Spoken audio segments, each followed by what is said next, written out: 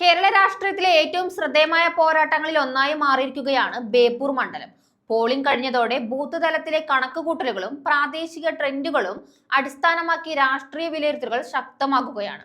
ആദ്യഘട്ട സൂചനകൾ പരിശോധിക്കുമ്പോൾ മത്സരം കടുത്തതായിരിക്കുമ്പോഴും UDFന് ചെറിയ മുൻതൂക്കം ലഭിക്കാമെന്ന വിലയിരുത്തലുകളാണ് ഉയരുന്നത്. എന്നാൽ ഇത് അവസാന ഫലമായി മാറുമോ എന്നത് ഇപ്പോഴും അനിശ്ചിതത്വത്തിലാണ്.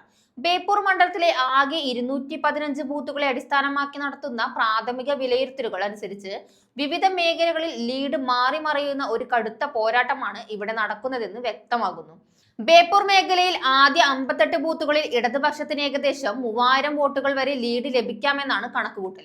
ഇത് ഇടതുപക്ഷത്തിന് ഒരു ശക്തമായ തുടക്കമായി കണക്കാക്കപ്പെടുന്നു.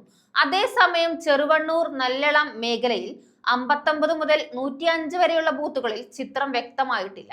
ഇവിടെ 500-ൽ താഴെ വോട്ടുകൾക്കിടയിൽ ലീഡ് മാറാൻ സാധ്യതയുണ്ടെന്നും UDFന് ഇടതുപക്ഷത്തിനും തുല്യ സാധ്യതകളാണ് ഉള്ളതെന്നും വിലയിരുത്തപ്പെടുന്നു. രാമനാട്ടുകര മുനിസിപ്പാലിറ്റിയിലെ ബൂത്തുകളിൽ സ്ഥിതി UDFന് അനുകൂലമാണെന്നാണ് സൂചന. ഇവിടെ ഏകദേശം 3000 വോട്ടുകൾ വരെ UDF ലീഡ് നേടാനിടയുണ്ടെന്നാണ് കണക്കുകൂട്ടലുകൾ സൂചിപ്പിക്കുന്നത്. ഫറോക്ക് മുനിസിപ്പാലിറ്റി മേഖലയിൽ 136 മുതൽ 182 വരെ വരുന്ന ബൂത്തുകളിൽ UDF ശക്തമായ മുന്നേറ്റം നടത്തുമെന്നും വിലയിരുത്തപ്പെടുന്നു. ഏകദേശം 5500 വോട്ടുകൾ വരെ ലീഡ് ലഭിക്കാമെന്നാണിത്. ഈ മേഖലയുടെ ഫലം മുഴുവൻ മണ്ഡലത്തിന്റെ ഫലത്തിൽ നിർണായക സ്വാധീനം ചെലുത്താനിടയുള്ളതായി കണക്കാക്കപ്പെടുന്നു. കടലുണ്ടി പഞ്ചായത്തിൽ 183 മുതൽ 215 വരെ വരുന്ന ബൂത്തുകളിൽ ഇടതുപക്ഷത്തിന് ചെറിയ ലീഡ് ലഭിക്കാമെന്നോ അല്ലെങ്കിൽ ഫലം സമനിലയിൽ എത്താനിടയുണ്ടെന്നാണ് സൂചന. ഇവിടെ വലിയ മാർജിൻ പ്രതീക്ഷിക്കുന്നില്ല. ഈ എല്ലാ കണക്കുകളും കൂട്ടിച്ചേർത്ത് നോക്കുമ്പോൾ UDFന് ഏകദേശം 4000 വോട്ടുകൾക്ക് മുകളിൽ നെറ്റ് ലീഡ് ലഭിക്കാമെന്നതാണ് പ്രാഥമിക വിലയിരുത്തൽ. ഈ സാഹചര്യത്തിൽ UDF സ്ഥാനാർത്ഥിയായ PV അൻവർ വിജയിക്കാൻ സാധ്യതയുണ്ടെന്നാണ് വിലയിരുത്തലും ശക്തമാകുന്നു. എന്നാൽ ഈ കണക്കുകൾ അന്തിമ ഫലമല്ലെന്നും ബൂത്ത് തലത്തിലുള്ള പ്രവണതകൾ മാത്രമാണെന്നും ശ്രദ്ധിക്കേണ്ടതാണ്. ചെറിയ വോട്ട് വ്യത്യാസങ്ങൾ പോലും ഫലം മാറ്റാൻ കഴിയുന്ന സാഹചര്യമാണുള്ളത്.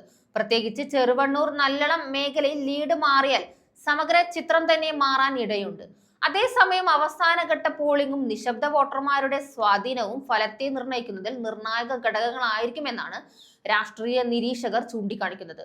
മൊത്തത്തിൽ ബേപ്പൂർ മണ്ഡലം ഇത്തവണയും ഒരു ക്ലോസ് ഫൈറ്റ് സീറ്റായി തുടരുകയാണ്. UDFന് ചെറിയ മുൻതൂക്കം കാണിക്കുന്ന സൂചനകൾ ഉണ്ടെങ്കിലും അന്തിമ ഫലം അവസാന റൗണ്ട് വരെ ആവേശം നിറഞ്ഞ പോരാട്ടമായിരിക്കുമെന്നാണ് വിലയിരുത്തൽ.